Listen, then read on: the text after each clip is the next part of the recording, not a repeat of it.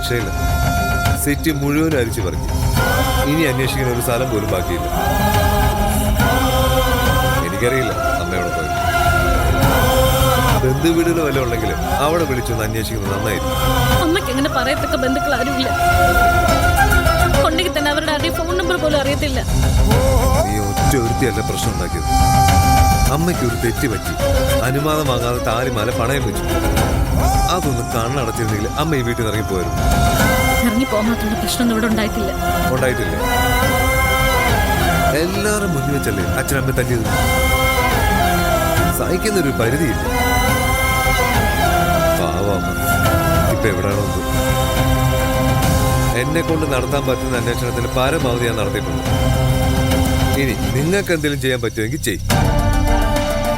പോലീസിൽ പരാതി കൊടുക്കാം. അതെങ്കിലും ചെയ്യും. അല്ലാതെ ഇങ്ങനെ കുന്തം വിഴുങ്ങിയ പോലെ നിൽക്കല്ല വേണ്ടത്.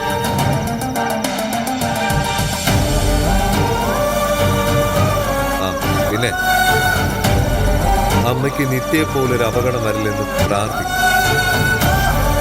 സ്ത്രീയാണ്, രാത്രിയാണ്, ഒറ്റയ്ക്ക് എന്ത് സംഭവിക്കും?